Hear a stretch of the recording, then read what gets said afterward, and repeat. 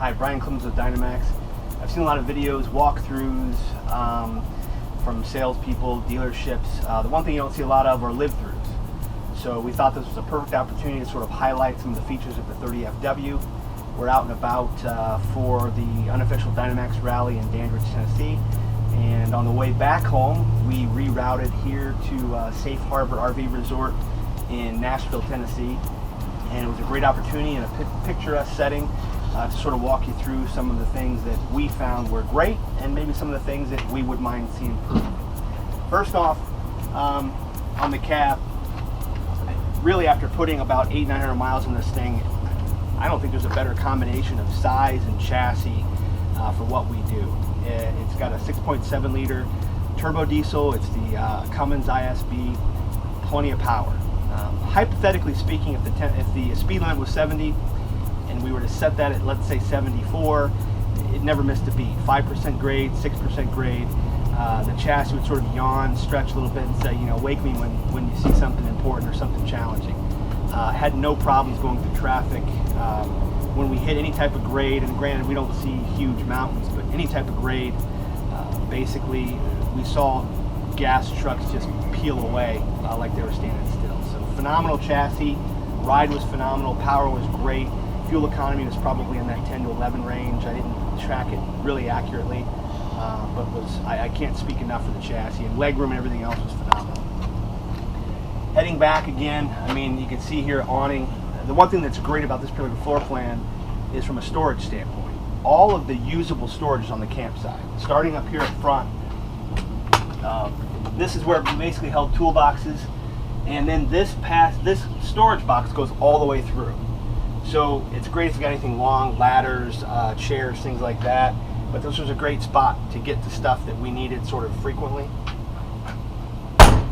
While we're here on the Truma, just one tip to note: if you pull this here, this is a great device, as sort of a pressure meter. One of the things that I forgot to bring in my quick departure to get out was a pressure regulator for water pressure. Now the site that we're on right now actually has the pressure regulator built into the faucet.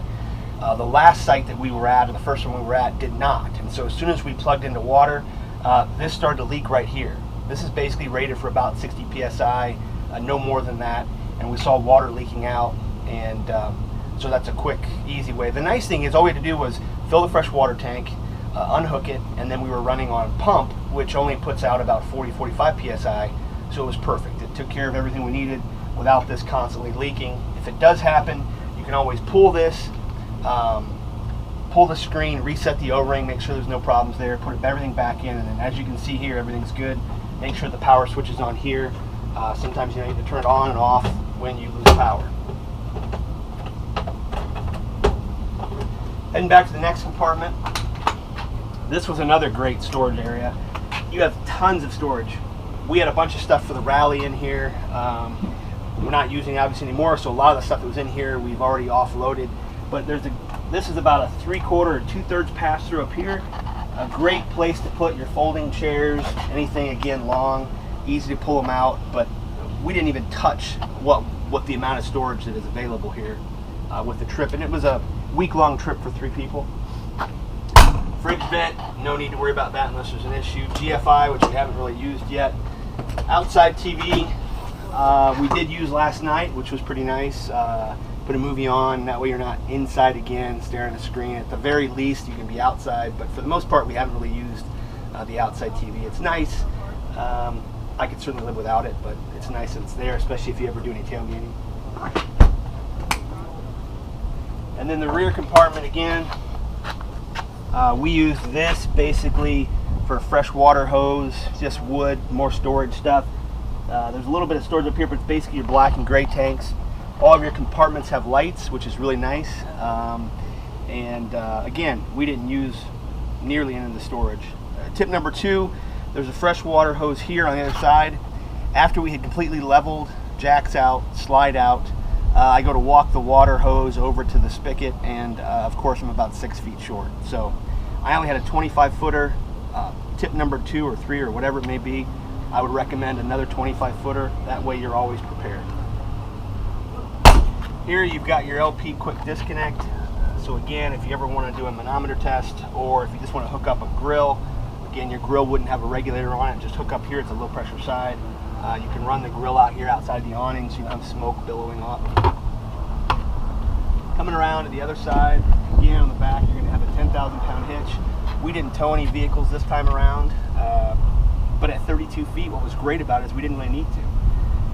Getting in and out of campsites, turns with the wheelbase and the short length of this vehicle, we had tons of carrying capacity.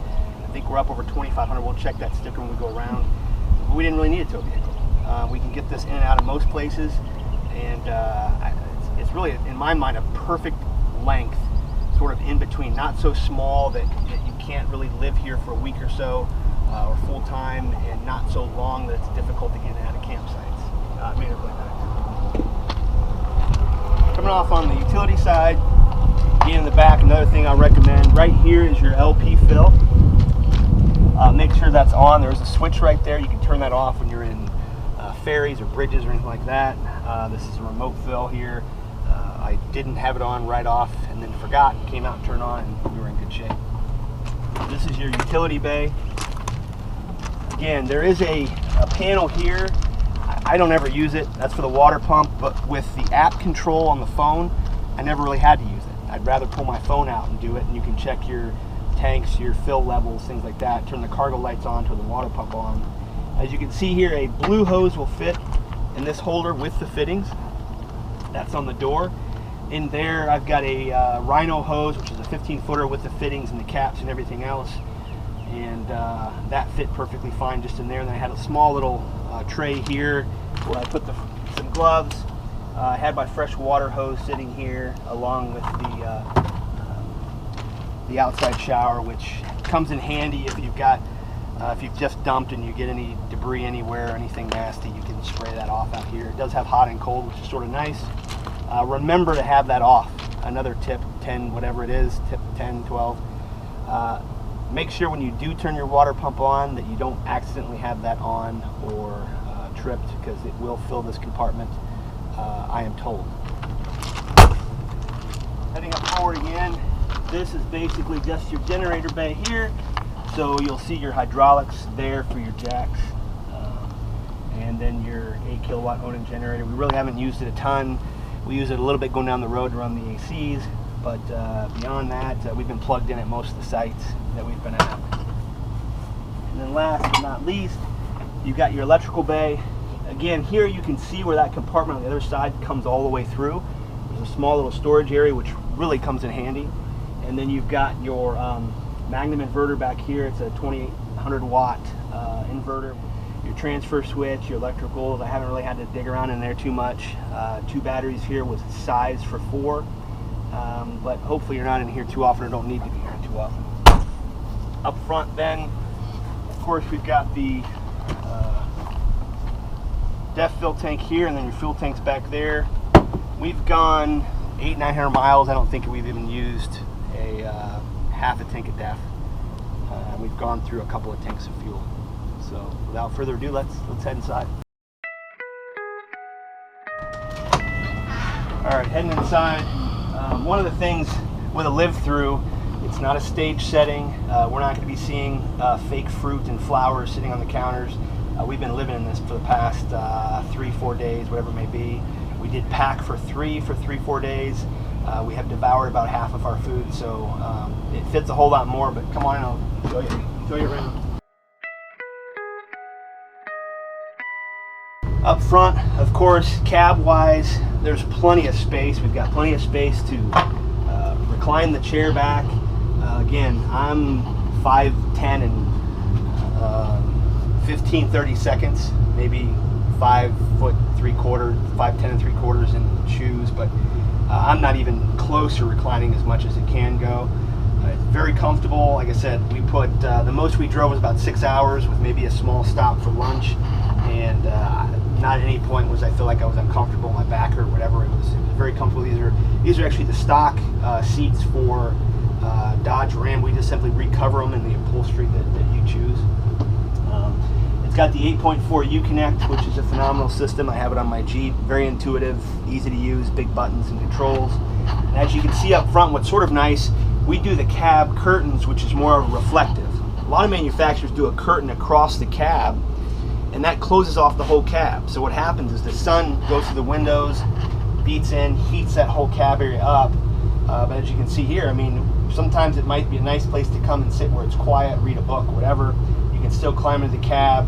Those reflective cab curtains keep it cool in there, and it makes a huge difference, and it gives you a little more living space when you need it. Again, up front, you've got the 50 by 80 inch bed, so basically a full sheet set will fit. You've got a 40 inch TV up front. Now this is a brand new 2019 model year vehicle, so there are some things you won't see, and there's a few things on this particular vehicle that we're demoing or trying out. New for 19 is going to be the JBL soundbar up front. We just felt like that's a whole lot easier when everything's sort of attached. It's not as complicated to try to figure out. You've got a Samsung Blu-ray player here that feeds that. There's a great little storage compartment right here on the entry. We use it for flashlights, pop. You could easily store small umbrellas, jackets. You can put hooks up there, whatever you may want. There is cup holder spots up here. There's a nice little counter, again, for all of my kids' stuff as he's up there, books, iPad, whatever. The other nice thing is if you want to close this off, you've got some privacy up here with the curtain.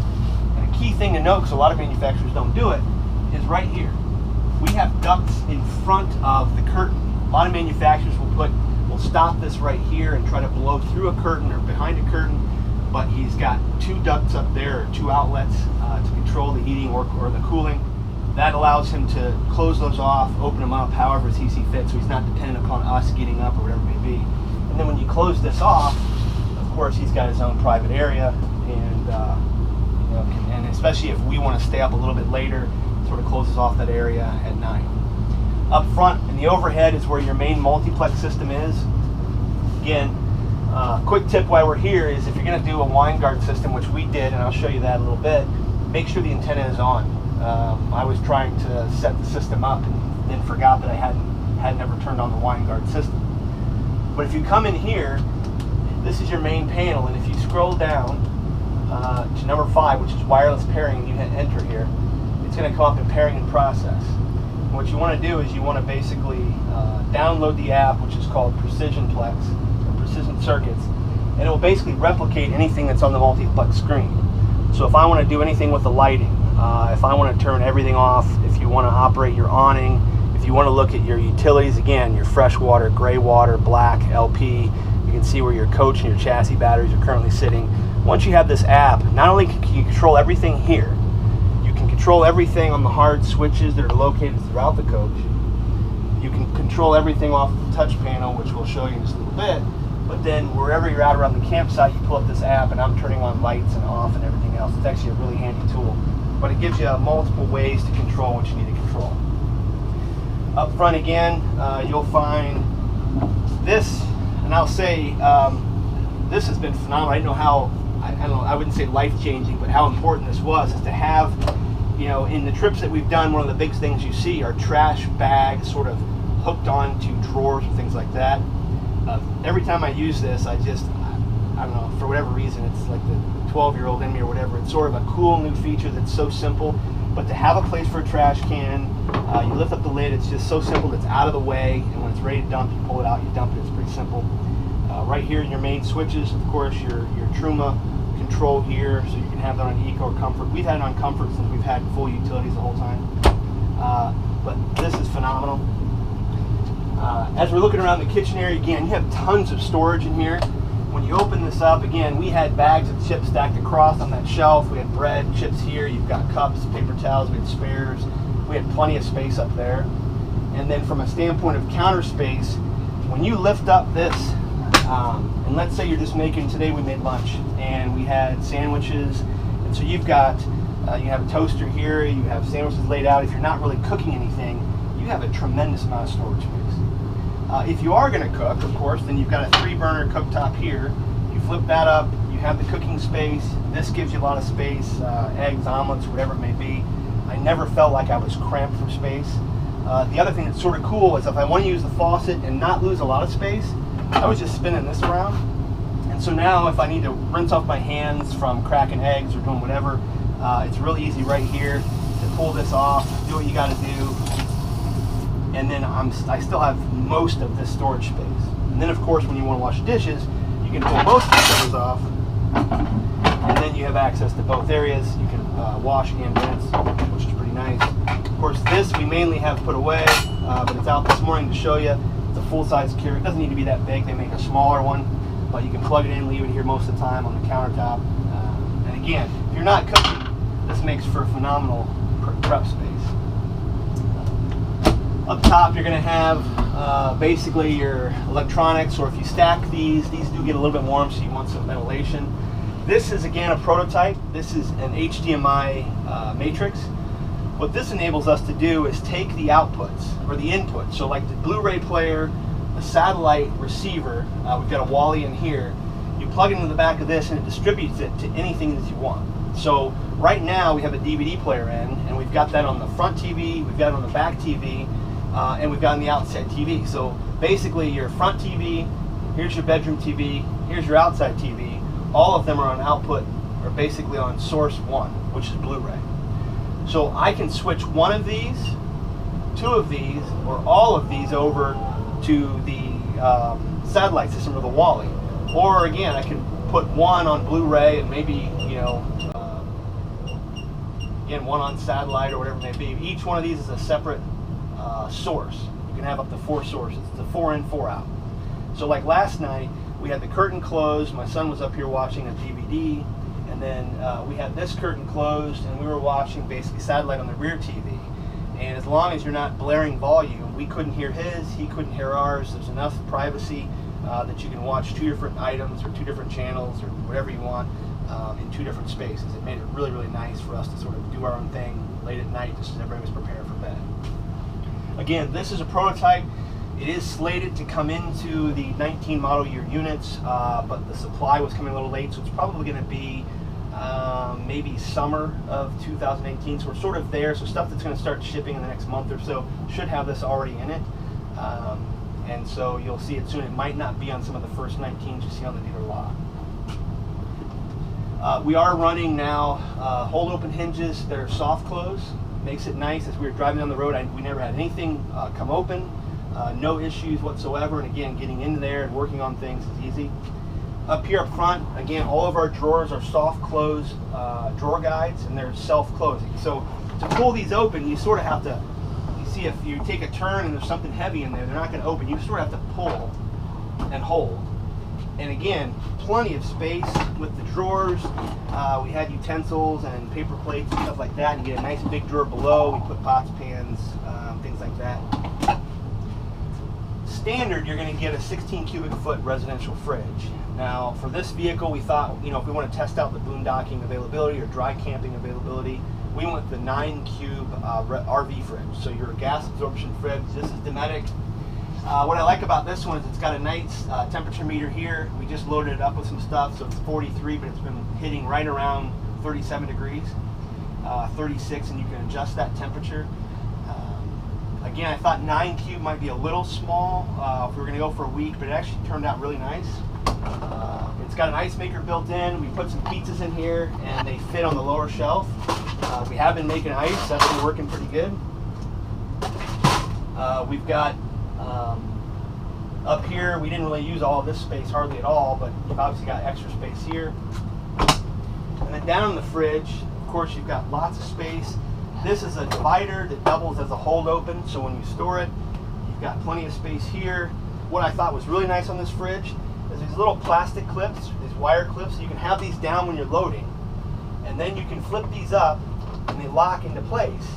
And so if you have like just a single row back there, these also slide. So for instance, these up here, these clips will slide back, and you can sort of hold everything into place so it's not bouncing around. And also, when they're clipped up, it keeps things from sliding out. So when you do open the fridge, if things have shifted, they're not falling out. So that was a nice little feature that I wasn't really expecting, and frankly didn't know how it worked when I first started using it. Another invaluable, I mean, this has been, while good, I've seen some of the wire slide out pantries, but we sort of sized these when I instructed her. We talked to the engineers. I wanted them to size it for a cereal box or a pasta or something like that. And as you can see here, it's almost perfectly sized for a cereal box. And what's great about these drawers, unlike the wire guides are only about this tall. These drawers give you a lot of depth. So over 800 miles over some pretty bad roads, nothing's fallen, shifted out of here at all. It keeps everything nice, and unlike the full shelf that has a lot of weight, each one of these can store a decent amount of weight. And if you need to get something specifically, you can open each one again. These are soft close, self-latching, no plastic clips to break.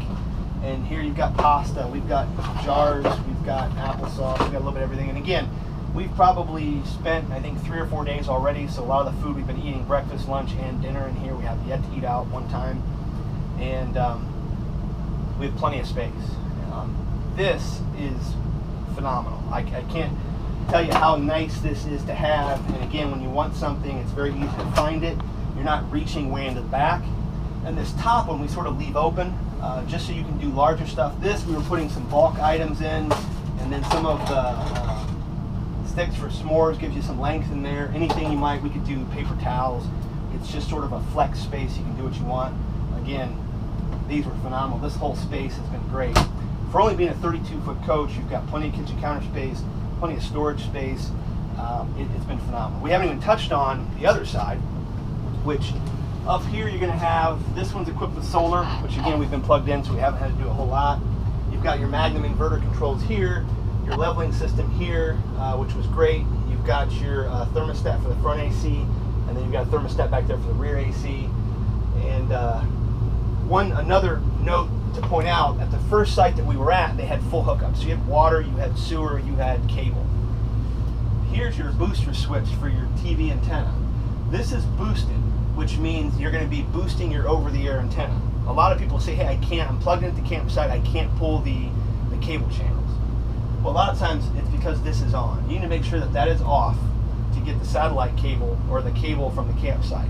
Once that's off, you go to your menu on your TV and you go to cable and you hit auto program, and it'll pull in all those channels that are available. We did test that, it worked out great. And then if you want to pick up over-the-air channels, then you want to push on this. That boosts the over-the-air channels, and then that allows you to turn it to air, auto program, and it'll pull in all of your over-the-air channels. I think the first night we were in, wherever we were at, we got one channel, and it was a religious channel of some sort, local. So anyway, that's another tip. If you're having issues programming those, make sure this is either on or off, depending on what you're looking for. Again, there's USB outlets everywhere. There's USB outlets here in the kitchen. Here for up front, you've got 3, I think, in the cockpit. You've got some here by your recliners, and we've got some back in the dinette area. So anytime you want to plug anything in, or you have multiple people plugging in, you have no shortage. These recliners were an option we came out with about a year or so ago. It's newer on the 5 Series, but if you don't need the sleeping space of the sofa, I highly recommend this. They're great, comfortable seats when you're driving down the road. They have cup holders, and of course, if you want to do anything here, you've got this little grommet. We've got tables that come with it. These tables just slide into the grommet there, and then you can use this for a snack or a beverage or laptop or whatever. We haven't really been using them because most of the time I have a laptop, or most of the time, the only time I've really sat in these when I'm not by the campsite has basically been to come back, kick back, and actually took a little nap here after a day of swimming. So very functional, very comfortable. Again, up here, you've got more storage. We were using these for some bulk items, shoes, things here and there. Again, all hold open drawer or doors, and very deep storage here, very functional. We didn't even probably use 1/3 of what was available to us. Heading back to the dinette area, again, you've got a very nice booth that will seat 4. If you want more room, you can pull these out. If you want to kick back and lean against those cushions, you can. It's a dream dinette, so you can flip the lever, push it down, make it into a bed. We haven't really needed to do that again with 3 of us. It's really a great size for 3. 4 you could probably make do as well, but it's really perfect sizing for 2, 3, 4 people. Any more than that, it gets a little crowded in here in my mind, but bigger the better. Then you've also got pull-out drawers. So we were using this storage for my son's clothes. He used that here. And then for bigger pots and pans, we were putting those here. Some of the big stuff that wouldn't fit in a drawer, or just bulky stuff that we didn't use very often was going in here. That was very nice as well. here's your main touch panel. Again, if you go up here, you hit that to unlock. This is all available on the phone as well. All your lighting controls are here. All of your levels here. You've got the slide out control. You've got the awning control here, and there you can go in or out. Just one more tip. If you push and hold this for a lengthy period of time, it goes into manual mode. So when you let go, it will stop where you tell it to. If you just push and hold it for a second, I think it's 1 second really, and let go, it goes into auto mode, so it will automatically go all the way out and it will stop where it needs to stop. And then here you've got your gen settings, you've got the mode, AGF settings, current status right now, gen time's only 2 hours, we've been plugged in everywhere. Setup and how you want to do quiet time setup, the start voltage, max runtime in hours. There's a test setting here so you can test the AGS. A lot of different things here. So far we've only really used the manual operation, so when you come into this mode setting, if you don't want to mess with any of these, just go to manual operation, and then you'll want to hit, you can hit auto start, and then it will actually prime and then start the gen for you. But most of the time I haven't even touched this panel, I've been using it off the app control. One other quick note too, while we're talking about that, back here in the light settings, one of the things, some of these light circuits are dimmable. So right here, the bedroom ceiling lights, if you push and hold this button, these lights will dim down. And then if you turn them off, and you turn them back on, they'll be at the same dim level that you had them set to. Or you can push and hold again, and they'll go back up to full brightness again. If you turn them off, they'll dim off. Turn them back on, they'll dim to full brightness again. The master switch works the same way. If you push and hold, it will turn all of your lights off. If you push and hold, it will turn all of your lights on. If you just tap it off or on, it will turn the lights on or off that you had on or off at the same dim level, at the same. So if I turn this light off and then I go hit the master switch, everything will go off, and if I hit the master switch again, everything will come on but these lights. It basically remembers the setting that you had. So again, unlike an accordion here, we couldn't really fit the door. There's just not enough space to cover this whole gap. But this curtain is really effective when you pull it, and it closes everything off. You have both curtains closed, you have a lot of privacy. And unlike an accordion that sort of gets in the way as you're maneuvering around, this tucks all the way back out of the way so that you can't even see it. You don't even know that it's there. So it gives you a very open floor plan. Coming back in the bedroom, again, when the slide comes in, most people don't know how this works, but this mattress just hinges up, and then the slide out comes in. And this is a new mattress for 19. We basically added a little more memory foam into it. It's a white circular knit, so that means it's 4 directions, so it really takes advantage of the memory foam that's in it. And it is, again, hinged there. And we also made a change on how the hinge is done to keep it a little tighter there. In the back area, you do have a small little countertop there. The one thing I would do if this were mine is I'm going to add a bar across there. A lot of times I'll have water. I always sleep with water by my bedside, and then I forget about it. So we go take it off and it always falls over. So I would put a little rod there, or I could talk to the engineers about putting a net or something there. The other thing I would do is add one over here. This is always my side, my wife's side. So I'd add a net there so she can have water and maybe a cell phone or something like that charging. I always want a cell phone, water bottle by my side. In the back, again, plenty of storage. You've got a full closet rod. If you don't hang your clothes up, you can always hang one of those little cubbies that you see with the little bins in them, and you can fold your clothes and put them in. Plenty of storage below. And I thought this was a great touch here. They put lighting in, so the aisle lighting. So when you open these drawers, it may get a little dark back here, but with this lighting under here, it lights the drawer space so you can easily see what you have. It's just one of those things. I'd love to claim I thought of it. I didn't. One of the engineers put that in, but it is a really nice touch to be able to see what's going on back there. And then let's head into the bathroom. This is another great feature, and I don't know that I would change much of anything. When you head in here, the door opens in, so it's not in the way. Most of the time people will do a glass shower door here, and we used to do the same thing with a flat shower door. They rattle a lot, and they're also straight.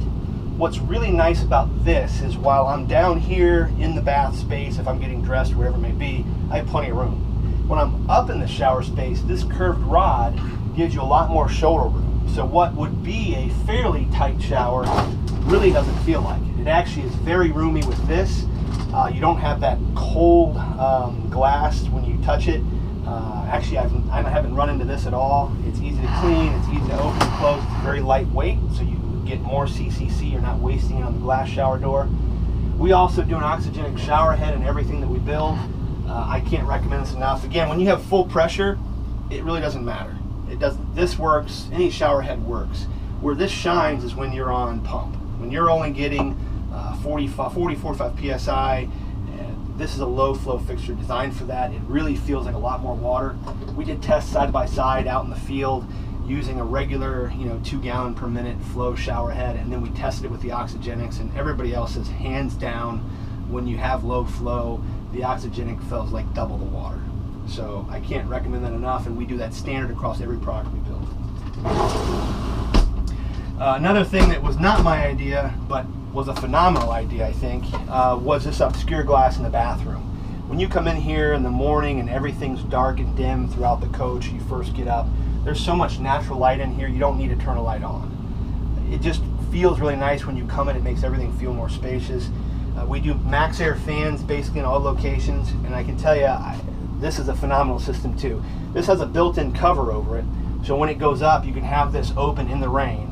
This is remote controlled, so you hit the power button. Most people have the switches up here, and this is on high power, and if I had more hair, you would see it almost getting pulled up. There's a great draft and breeze coming through here, so when you come in here, I recommend highly you throw this thing on high, whether you're taking a shower or whatever.